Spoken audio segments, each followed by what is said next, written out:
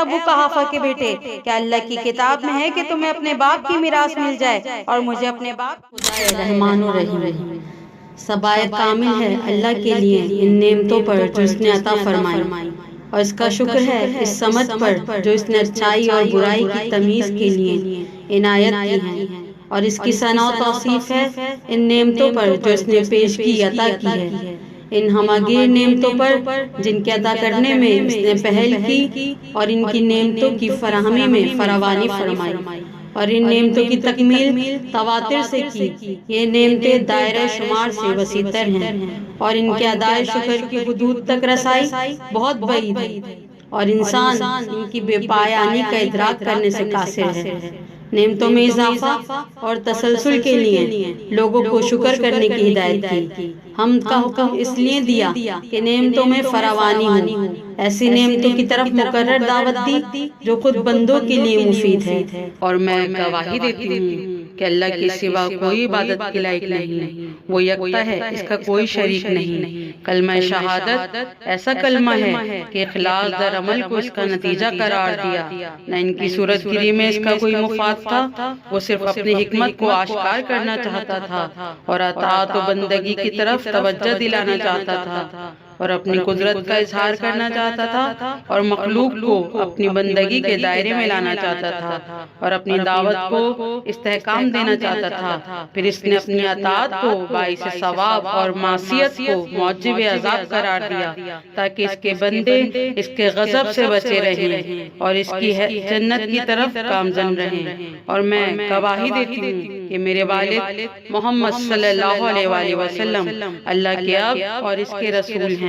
اللہ نے ان کو رسول بنانے سے پہلے انہیں برگزیدہ کیا، اور ان کی تخلیق سے پہلے ان کا نام روشن کیا، اور مبعوث کرنے سے پہلے انہیں منتخب کیا جب مخلوقات ابھی پردہ غیب میں پوشیدہ تھیں، وحشتناک تاریکی میں گم تھیں، دائرہ عدم کے آخری حدود میں دبکی ہوئی تھیں۔ اللہ کو اس وقت بھی آنے والے امور پر آگاہی تھی، اور آئندہ رونما ہونے والے ہر واقعہ پر احاطہ تھا، اور تمام مقدرات کی جائے وقوع کی شناخت تھی۔ اللہ نے رسول کو اپنے امور کی تکمیل اور اپنے دستور کے قطعی ارادے اور حتمی مقدرات کو عملی شکل دینے کے لیے مبعوث فرمایا۔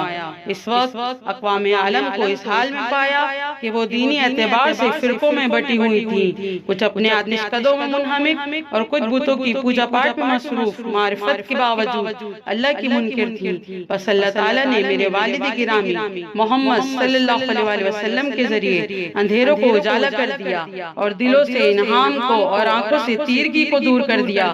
میرے والد نے لوگوں کو ہدایت کا راستہ دکھایا اور انہیں گمراہیوں سے نجات دلائی۔ آپ انہیں اندھے پن سے بینائی کی طرف لائے، نیز آپ نے استوار دین کی طرف ان کی رہنمائی کی، راہ راست کی طرف ان کو دعوت دی۔ پھر اللہ نے آپ کو اپنے پاس بلا لیا، شوق و محبت اور اختیار و رغبت کے ساتھ، نیز آخرت کی ترغیب و ترجیح کے ساتھ۔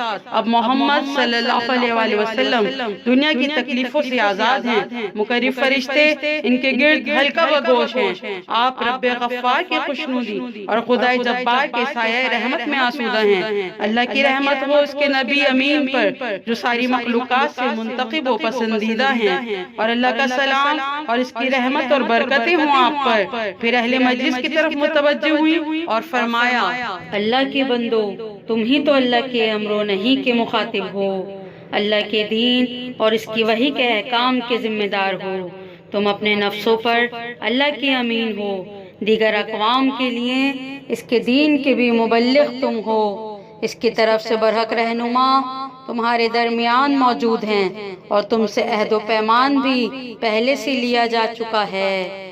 آپ نے گروا ذخیرے کو تمہارے درمیان جانشین بنایا، اور اللہ کی کتاب بھی ہمارے درمیان موجود ہے۔ یہ اللہ کی نطق کتاب سچا قرآن چمکتا نور اور روشن چراغ ہے۔ اس کے درس و عبرت واضح اور اس کے اسرار و رموز آشکار، اور اس کے ظاہری معنی روشن ہیں۔ اس کے پیروکار قابل رشک ہیں، اس کی پیروی رضوان کی طرف لے جاتی ہے، اس کو سننا بھی ذریعہ نجات ہے۔ اس قرآن کے ذریعے اللہ کی روشن دلیلوں کو پایا جا سکتا ہے، بیان شدہ واجبات کو، منع شدہ محرمات کو، اطمینان بخش براہین کو، مستحبات پر مشتمل فضائل کو، جائز مباحات کو اور اس کے واجب دستور کو پایا جا سکتا ہے۔ اللہ نے ایمان کو شرک سے تمہیں پاک کرنے کا، نماز کو تمہیں تکبر سے محفوظ رکھنے کا، زکوٰۃ کو نفس کی پاکیزگی اور رزق میں اضافے کا، روزے کو اخلاص کے ثبات کا، حج کو دین کی تقویت کا، عدل و انصاف کو دلوں کو جوڑنے کا، ہماری اطاعت کو امت کی ہم آہنگی کا، ہماری امامت کو تفرقے سے بچانے کا، جہاد کو اسلام کی سربلندی کا، صبر کو حصول ثواب کا، امر بالمعروف کو عوام کی بھلائی کا، والدین پر احسان کو قہر الہی سے بچنے کا، صلہ رحمی کو درازی عمر اور افرادی کثرت کا، قصاص کو خون کی ارزانی روکنے کا، وفا بالنظر کو مغفرت میں تاثیر کا، پورے ناپ تول کے حکم کو کم فروشی سے بچنے کا، شراب نوشی کی ممانعت کو آلودگی سے بچنے کا، چوری سے پرہیز کو شرافت سے قائم رکھنے کا، اور شرک کی ممانعت کو اپنی ربوبیت کو خالص بنانے کا ذریعہ بنایا۔ اے ایمان والو، اللہ کا خوف کرو جیسا کہ اس کا خوف کرنے کا حق ہے، اور جان نہ دینا مگر اس حال میں کہ تم مسلم ہو۔ اس نے جن چیزوں کا حکم دیا ہے اور جن چیزوں سے روکا ہے ان میں اللہ کی اطاعت کرو، کیونکہ بندوں میں سے صرف علم والے ہی اللہ سے ڈرتے ہیں۔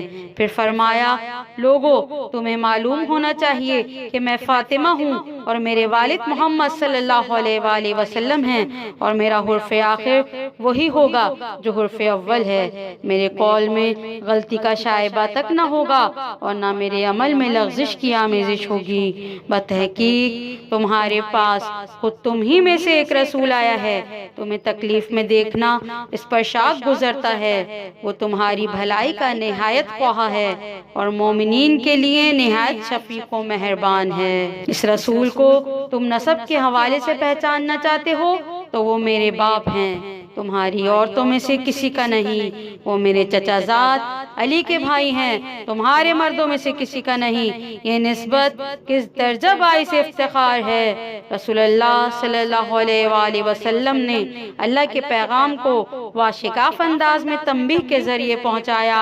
آپ نے مشرکین کی راہ و روش کو پس پش ڈالتے ہوئے ان پر مکر شکن ضرب لگا کر ان کی گردنیں مروڑ دی، پھر حکمت اور موعظہ حسنہ کے ساتھ اپنے رب کی طرف بلایا، بتوں کو پاش پاش کر دیا اور طاغوتوں کو اس طرح سرنگو کیا کہ وہ شکست کھا کر راہ فرار اختیار کرنے پر مجبور ہو گئے۔ تم کیچڑ والے بدبودار پانی سے پیاس بجھاتے تھے اور گھاس پھوس سے بھوک مٹاتے تھے، تم اس طرح ذلت و خواری میں زندگی بسر کرتے تھے، تمہیں ہمیشہ یہ کھٹکا لگا رہتا تھا کہ آس پاس کے لوگ تمہیں کہیں اچک نہ لیں۔ ایسے حالات میں اللہ نے تمہیں محمد صلی اللہ علیہ وآلہ وسلم کے ذریعے نجات دی۔ اس سلسلے میں انہیں زور آور عرب بھیڑیوں اور سرکش اہل کتاب کا مقابلہ کرنا پڑا۔ دشمن جب بھی جنگ کے شعلے بھڑکاتے اللہ انہیں بجھا دیتا، جب بھی کوئی شیطان سر اٹھاتا یا مشرکین میں سے کوئی اژدہا منہ کھولتا، رسول اپنے بھائی علی کو اس کے حلق کی طرف آگے کرتے تھے، اور وہ علی ان لوگوں کے غرور کو اپنے پیروں تلے پامال کیے بغیر اور اپنی تلوار سے اس آتش کو فروغ کیے بغیر نہیں لوٹتے تھے۔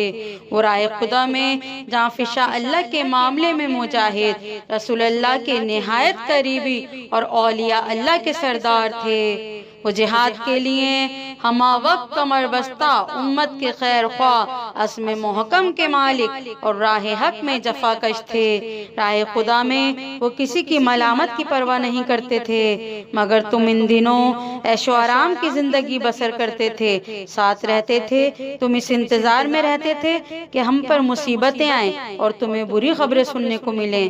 تم جنگ کے وقت پسپائی اختیار کرتے تھے اور لڑائی میں راہ فرار اختیار کرتے تھے۔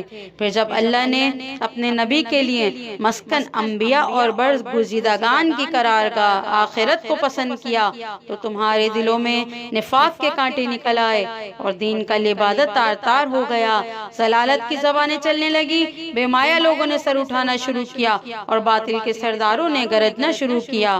پھر وہ دم ہلاتے ہوئے تمہارے اجتماعات میں آ گئے، شیطان نے بھی اپنی کماگاہ سے سر نکالا اور تمہیں پکارنے لگا، اس نے تمہیں اس دعوت پر لبیک کہتے ہوئے پایا۔ شیطان نے تمہیں اپنے مقصد کے لیے اٹھایا اور تمہیں سبق رفتاری سے اٹھتے دیکھا۔ اس نے تمہیں بھڑکایا تو تم فوراً غضب میں آ گئے۔ تم نے اپنے نشان دوسروں کے اونٹوں پر لگا دیے اور اپنے گھاٹ کی جگہ دوسروں کے گھاٹ سے پانی بھرنے کی کوشش کی۔ یہ تمہاری حالت ہے جبکہ ابھی عہد رسول قریب ہی گزرا ہے۔ زخم گہرا اور جراحت ابھی مندمل نہیں ہوئی۔ ابھی رسول کی تدفین نہیں ہوئی تھی کہ تم نے فتنے کا بہانہ بنا کر اجلت سے کام لیا۔ دیکھو یہ فتنے میں پڑ چکے ہیں اور جہنم نے ان کافروں کو گھیر رکھا ہے۔ تم سے بعید تھا کہ تم نے یہ کیسے سوچا؟ تم کدھر بہہ کے جا رہے ہو؟ حالانکہ کتاب خدا تمہارے درمیان ہے جس کے دستور سے احکام روشن، تعلیمات آشکار، تنبیہات غیر مبہم اور اس کے امر واضح ہیں۔ اس قرآن کو تم نے پس پوئی ڈال دیا ہے۔ کیا تم اس سے منہ موڑ دینا چاہتے ہو؟ کیا تم اس کے بغیر فیصلے کرنے کے خواہاں ہو؟ ظالموں کے لیے برا بدل ہے، اور جو شخص اسلام کے سوا کسی اور دین کا خواہاں ہوگا وہ اس سے ہرگز قبول نہیں کیا جائے گا، اور ایسا شخص آخرت میں خسارہ اٹھانے والوں میں سے ہوگا۔ تمہیں خلافت حاصل کرنے کی اتنی جلدی تھی کہ خلافت کے بتکے ہوئے ناکے کے رام ہونے اور مہار تھامنے کا بھی تم نے مشکل سے انتظار کیا۔ پھر تم نے آتش فتنہ کو بھڑکایا اور اس کے شعلے کو پھیلانا شروع کیا، اور تم شیطان کی گمراہ کن پکار پر لبیک کہنے لگے۔ تم دین کے روشن چراغوں کے بجھانے اور برگزیدہ نبی کی تعلیمات سے چشم پوشی کرنے لگے۔ تم بلائی لینے کے بہانے پورے دودھ کو پی جاتے ہو اور رسول اللہ کی اولاد اور اہل بیت کے خلاف چلتے ہو۔ تمہاری طرف سے خنجر کے زخم اور نیزے کے وار کے باوجود ہم صبر سے کام لیں گے۔ اب یہ تمہارا خیال ہے کہ رسول کی میراث میں ہمارا کوئی حصہ نہیں ہے؟ کیا تم لوگ جاہلیت کے دستور کے خواہاں ہو؟ اور اہل یقین کے لیے اللہ سے بہتر فیصلہ کرنے والا کون ہے؟ کیا تم نہیں جانتے؟ کیوں نہیں؟ یہ بات تمہارے لیے روز روشن کی طرح واضح ہے کہ میں رسول کی بیٹی ہوں۔ مسلمانوں، کیا میں عرص میں محرومی پر مجبور ہوں؟ اے ابو قحافہ کے بیٹے، کیا اللہ کی کتاب میں ہے کہ تمہیں اپنے باپ کی میراث مل جائے اور مجھے اپنے باپ کی میراث نہ ملے؟ کیا تم نے جان بوجھ کر کتاب اللہ کو ترک کیا اور اسے پس پوش ڈال دیا ہے؟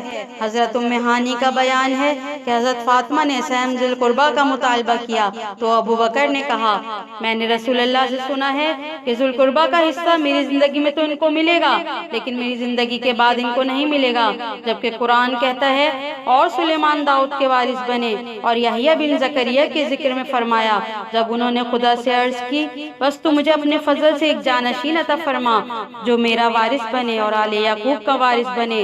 نیز فرمایا، اللہ کی کتاب میں خونی رشتہ دار ایک دوسرے کے زیادہ حقدار ہیں۔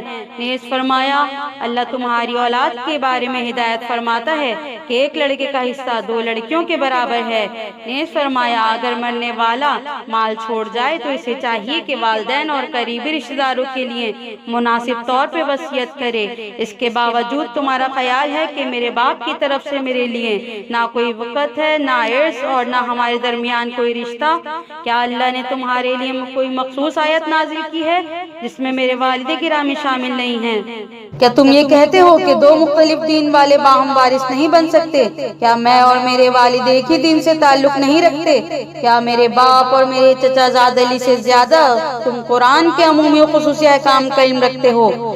لے جاؤ میری وراثت کو اس آمادہ سواری کی طرح جس کی مہار ہاتھ میں ہو۔ تمہارے ساتھ حشر میں میری ملاقات ہوگی جہاں بہترین فیصلہ سنانے والا اللہ ہوگا اور محمد کی سرپرستی ہوگی اور عدالت کی وعدہ کا قیامت ہوگی، اور جب قیامت کی گھڑی آئے گی تو باطل پرست خسارہ اٹھائیں گے۔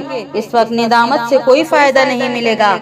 ہر خبر کے لیے ایک وقت مقرر ہے، ان قریب تمہیں معلوم ہو جائے گا کہ کس پر رسوا کن عذاب آتا ہے اور کس پر دائمی عذاب نازل ہونے والا ہے۔ پھر انصار کی طرف متوجہ ہو کر فرمایا، اے بزرگوں اور ملت کے بازوؤں اور اسلام کے نگہبانوں، میرے حق میں اس حد تک تساہل، مجھے میرا حق دلانے میں اتنی کوتاہی کا کیا مطلب؟ کیا اللہ کے رسول اور میرے والد یہ نہیں فرماتے تھے کہ شخصیت کا احترام اس کی اولاد کے احترام کے ذریعے پر قرار رکھا جاتا ہے؟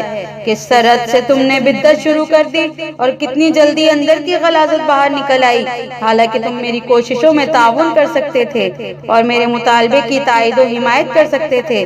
کیا تمہارا یہ گمان ہے کہ محمد اس دنیا میں نہیں رہے لہٰذا ہم پر کوئی ذمہ داری عائد نہیں ہوتی؟ ان کی رحلت عظیم سانحہ ہے جس کی دراڑ کشادہ ہے، اس کا شگاف اتنا چوڑا ہے جسے بھرا نہیں جا سکتا۔ ان کی رحلت سے زمین پر اندھیرا چھا گیا، سورج اور چاند کو گرہن لگ گیا، ستارے بکھر گئے، امیدیں پاس میں بدل گئیں اور پہاڑ شکست و ریگ سے دوچار ہو گئے۔ حضور کی رحلت کے موقع پر نہ تو حرم رسول کو تحفظ ملا اور نہ ہی حرمت رسول کا لحاظ رکھا گیا۔ باخدا یہ بہت بڑا حادثہ تھا اور عظیم مصیبت تھی، نہ اس جیسا کوئی دل خراش واقعہ کبھی پیش آیا، نہ اتنی بڑی مصیبت واقع ہوئی۔ اللہ کی کتاب نے تو اس کا پہلے ہی اعلان کر دیا ہے، جسے تم اپنے گھروں میں بلند اور دھیمی آواز میں خوش الحانی کے ساتھ تلاوت کرتے ہو۔ ایسا اعلان جس کے سابقہ اعلان انبیاء اور رسول کو دوچار ہونا پڑا ہے، جو ایک حتمی فیصلہ اور قطعی حکم ہے، وہ اعلان یہ ہے، اور محمد صلی اللہ علیہ وآلہ وسلم بس رسول ہیں، ان سے پہلے اور بھی رسول گزر چکے ہیں، بھلا اگر یہ وفات پا جائیں یا قتل کر دیے جائیں تو کیا تم الٹے پاؤں پھر جاؤ گے؟ جو الٹے پاؤں پھر جائے گا وہ اللہ کو کوئی نقصان نہیں پہنچا سکے گا، اور اللہ شکر گزاروں کو ان قریب جزا دے گا۔ تم سے بعید تھا کہ اے قبیلے کے فرزندو کہ میرے باپ کی میراث مجھ سے چھینی جائے اور تم سامنے کھڑے دیکھ رہے ہو، میری آنکھوں کے سامنے بھرے مجمع اور محفلوں کے سامنے میری دعوت تم تک پہنچ چکی ہے، میرے حالات سے تم آگاہ ہو اور تم تعداد در تعداد سامان حرب اور قوت میں کمزور نہیں ہو، تمہارے پاس کافی اسلحہ اور دفاعی سامان موجود ہے، میری پکار تم تک پہنچ رہی ہے اور تم چپ سادے ہوئے ہو، میری فریاد سن رہے ہو اور فریاد رسی نہیں کرتے ہو، حالانکہ بہادری میں تمہاری شہرت ہے اور خیر و صلح میں تم معروف ہو، وہ برگزیدہ لوگ ہو جو ہم اہل بیت کے لیے پسندیدہ لوگوں میں شمار ہوتے ہو۔ عربوں کے خلاف جنگ تم نے لڑی، اذیت اور سختیاں تم نے برداشت کی، دیگر اقوام کے ساتھ نبرد آزما تم ہوئے، جنگجوؤں کا مقابلہ تم نے کیا، تم ہمیشہ ہمارے ساتھ رہے اور تم نے ہمارے احکام کی تعمیل کی، یہاں تک جب ہمارے ذریعے اسلام اپنے محور میں گھومنے لگا اور اس کی برکتیں فراواں ہو گئیں، شرک کا نعرہ دب گیا، جھوٹ کا زور ٹوٹا، کفر کی آگ بجھی، فتنے کی آواز دب گئی اور دین کا نظام مستحکم ہو گیا، تو اب حقیقت واضح ہونے کے بعد متحیر کیوں ہو؟ حقیقت آشکار ہونے کے بعد پردہ کیوں ڈالتے ہو؟ پیش قدمی کے بعد پیچھے کیوں ہٹ رہے ہو؟ ایمان کے بعد شرک کے مرتکب کیوں ہو رہے ہو؟ کیا تم ایسے لوگوں سے نہیں لڑو گے جو اپنی قسمیں توڑتے ہیں اور جنہوں نے رسول کو نکالنے کا ارادہ کیا تھا؟ انہی لوگوں نے تم سے زیادتی میں پہل کی، کیا تم ان سے ڈرتے ہو؟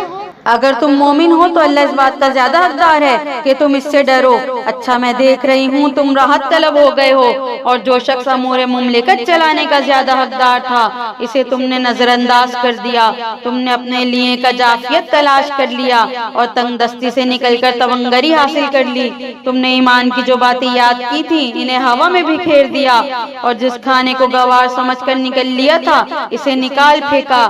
اگر تم اور زمین میں بسنے والے سب کفران نعمت کریں تو بھی اللہ بے نیاز اور لائق حمد ہے۔ جو کچھ میں نے کہا وہ اس علم کی بنیاد پر کہا جو مجھے حاصل تھا، اس بے وفائی پر جو تمہارے اندر رچ بس گئی ہے، اس عہد شکنی پر جسے تمہارے دلوں نے اپنا شعار بنا لیا ہے۔ میری یہ گفتگو سوزش جان تھی جو جوش میں آ گئی، اور غم و غصے کی آگ تھی جو بھڑک اٹھی، اعضاء و جوارے کا ساتھ چھوڑ دینے کی نقاہت تھی، سینے کا درد و علم تھا اور حجت تمام کرنا چاہتی تھی۔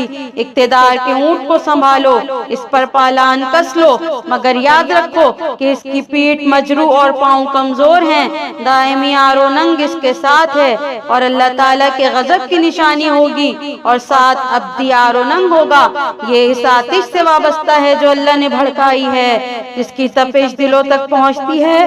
تمہارا یہ سلوک اللہ کے سامنے ہے، ظالموں کو ان قریب معلوم ہو جائے گا کہ وہ کس انجام کو پلٹ کر جائیں گے، اور میں اس کی بیٹی ہوں جو تمہیں شدید عذاب کی آمد سے پہلے تنبیہ کرنے والا ہے۔ تم نے جو کرنا ہے وہ کر لو، ہم بھی اپنا عمل انجام دیں گے، تم بھی انتظار کرو، ہم بھی انتظار کریں گے۔